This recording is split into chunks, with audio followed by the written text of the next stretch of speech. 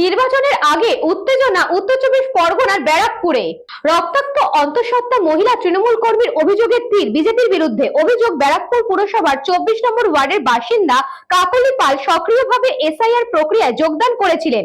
সেই আক্রোশ থেকে হামলা, এমনটাই দাবি তৃণমূলের। ঘটনার সূত্রপাত, এই মহিলার বাচ্চার সাথে অন্য বাচ্চা ঝামেলা হয়। এই ঘটনা নিয়ে স্থানীয় বিজেপি কর্মীরা এসে মহিলার বাড়িতে ঢুকে হামলা চালায়। রক্তাক্ত অবস্থায় মহিলাকে ব্যারাকপুর বিএনবোস হসপিটালে ভর্তি করা হয়।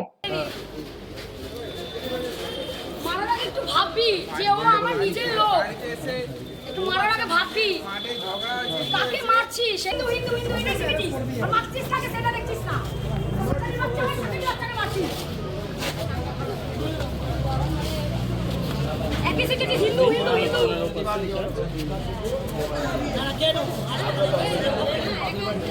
বলে কি ও বলছে আমি কি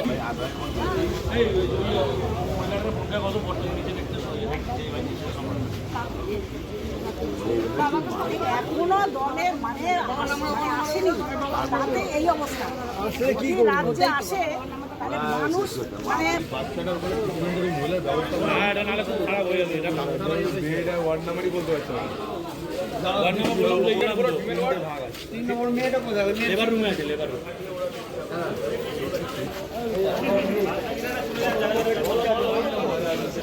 কথা বলে কথা বলে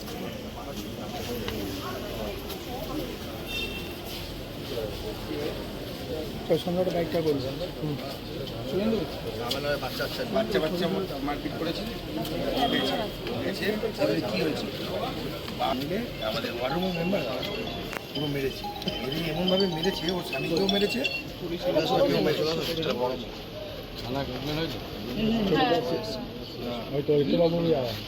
তখন তো জানি না যে মা হসপিটালে নিয়ে আসতে, আমি শুনেছি যে মা তখনও বলেনি যে মার ব্লিডিং হচ্ছে, পরে মা বললো যে আমার ব্লিডিং হচ্ছে। পিপলস আর কনস্পিরেটর আমাদের তৃণমূল কংগ্রেস করি বলে আমরা মেরেছে জন্য কাজ করতো কাকলি পাল, আমাদেরই কর্মী, তৃণমূলের কর্মী, এবং আমাদের ওয়ার রুমেও ও ছিল। প্রচণ্ড অ্যাক্টিভ একটি মেয়ে এবং ও প্রেগনেন্ট ছিল আর কি।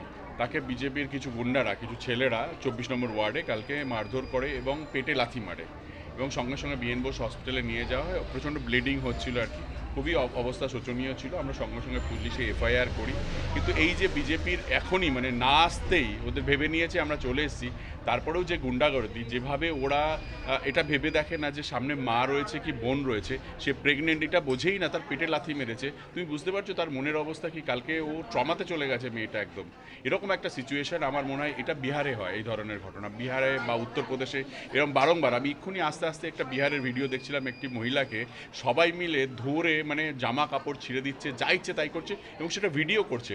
ওরা এখানকার মানুষজন বাংলাতেও এটা ভাবে এরকম করা সম্ভব আর কি। আর বিজেপিতে যারা থাকে বা বিজেপির যারা কর্মী হয় তারা এই ধরনের মেন্টালিটিরই হয়, তারা রুড এবং ক্রুড হয় এবং তারা মহিলাদেরকে সম্মান করে না, অসম্মান করে। এবং ওরা কিন্তু যদি কোনো দিন এখানে ক্ষমতায় এখানকার মানুষ আনার চেষ্টা করে, তাহলে কিন্তু প্রত্যেকটা বাড়ির মেয়েদের সঙ্গে এরকমই করবে, রাস্তায় মেয়েরা বেরোতে পারবে না। এবং আমরা এফআইআর করেছি এবং তার আমরা অবশ্যই যে যথাযথ শাস্তি হোক সেটাই আমরা চাইবো। আমরা আইনের প্রতি আস্থাশীল। বিজেপি প্রার্থী বলছেন যে মিথ্যা অভিযোগ, যদি কোনো বিজেপি কর্মীকে হয়রান করা হয় তাহলে তারা পথে নামবে এবং বুঝে নেবে। হ্যাঁ, ওরা পথে নামুক, যেখানে খুশি নামুক। আমাদের কোনো মহিলাকে যদি মারা হয়, আমাদের যা যা করার আমরা করে নেবো আর কি। বিজেপি প্রার্থীকে এটাকে জেনে রাখতে হবে, উনিও মহিলাকে অসম্মান করে, উনিও একটা অসভ্য মানুষ। উনি আমাদের মুখ্যমন্ত্রীকে অপমান করেছিলেন, উনি মহিলাদেরকে কীভাবে অসম্মান করেন সারা ভারতবর্ষের মানুষ জানে, সারা পশ্চিমবাংলার মানুষ জানে। অতএব কাউকে যদি বাঁচানোর চেষ্টা করে, এটার পুরো প্রমাণ আছে আমাদের কাছে, তথ্য প্রমাণ রয়েছে। বিজেপির সঙ্গে এরা যোগসাজশ রয়েছে এবং তার সঙ্গে পুরো ডকুমেন্টস রয়েছে। আমরা সময় মতো সব কিছু দেবো। মনে রাখতে হবে যে বিজেপি যে দলটা, সেটা একটা বাজে, একটা উগ্র মানসিকতার দল। সেই দলের যারা মানুষজন রয়েছে তারাও তাই। অতএব ওরা এইটার জন্য ডিফাইন করতে যেন না আসে। বিজেপি নামক দলটি যে মা বোনেদেরকে সম্মান দেয় না, মা বোনেদেরকে যে লাঞ্ছিত সবসময় করে, তারই একটা উদাহরণ আজকে হলো ব্যারাকপুর 24 নম্বর ওয়ার্ডের আমাদের সক্রিয় কর্মী, আমাদের এসআইআর এর মাধ্যমে মানুষকে সুরক্ষা প্রদান করার যে কর্মসূচি, তাতে সক্রিয়ভাবে অংশগ্রহণ করেছে কাকলি পাল। তাকে 24 নম্বর ওয়ার্ডের বাবু নাগ এবং আকাশ রায়ের নেতৃত্বে দেবজিৎ সুর, টুকাই সুর, রাজা সুর এবং সোনা সুর তাকে, তার স্বামীকে, তার 6 বছরের বাচ্চাকে এমনভাবে মেরেছে যে তারা হাসপাতালে ভর্তি। এবং সবচেয়ে দুর্ভাগ্যজনক ঘটনা হচ্ছে, কাকুলি অন্তঃসত্ত্বা ছিল, কাকুলিকে এমনভাবে মেরেছে তার সন্তান থাকবে কি থাকবে না আমরা এখন সেটা নিয়ে খুব চিন্তায় করছি। ঈশ্বরকে বলবো যেন আমার সন্তানটা বাঁচে। ২০ নম্বরে ঘটনাটা ঘটেছে, বিজেপির কালচার টোন টিটকিরি করে মারা, এবং এই ফ্যামিলিটা একদম নিরীহ ফ্যামিলি। আপনারা দেখতে পারেন এই ফ্যামিলিটা একদম নিরীহ ফ্যামিলি। বাড়ির সামনেই ওরা বসেছিল, ওদের টোন টিটকিরি করেছে। এই কাকুলিদের পরিবার, আপনি কাকুলির হাজবেন্ডকে দেখুন না কিভাবে মেরেছে, মেরে মাথা ফুলিয়ে দিয়েছে। এই পশ্চিমবাংলা কি আপনারা চান? আপনারা যারা আমাদের এই প্রশ্ন করছেন, এই পশ্চিমবাংলা আপনারা চান? বিজেপির লোকেরা বসেছিল। আকাশ এবং বাবু নাগের নেতৃত্বে এই ঘটনাটা ঘটেছে। আমরা পুলিশকে বলছি যে অ্যারেস্ট করতে। সম্পূর্ণ মিথ্যা অভিযোগ, ভিত্তিহীন অভিযোগ। আমি খোঁজ খবর নিয়েছি ঘটনাটার, দুটো পরিবারের মধ্যে বিবাদ, তাকে কেন্দ্র করে যেহেতু ২৪ নম্বর ওয়ার্ডে তৃণমূল অত্যন্ত ব্যাকফুটে আছে এবং সেখানে ভারতীয় জনতা পার্টির কার্যকর্তারা, কর্মী সমর্থকরা তারা দিনরাত পরিশ্রম করে তারা সেখানে মানুষের কাছে যাচ্ছে, পার্টির কথা তুলে ধরছে, বিজেপির কথা তুলে ধরছে, এবং তৃণমূলের বিরুদ্ধে ২৪ নম্বর ওয়ার্ডের মানুষ সম্পূর্ণভাবে এবারে প্রস্তুত তাদের বিরুদ্ধে ভোট দিতে। এবং তৃণমূল সেখানে মানে যা আজকের দিনে পরিস্থিতি, ডবল ডিজিটের জায়গায় যাওয়ার মতন, মানে সেটা ওদেরকে ক্যালকুলেট করতে যে কি করে ডবল ডিজিটে যাও।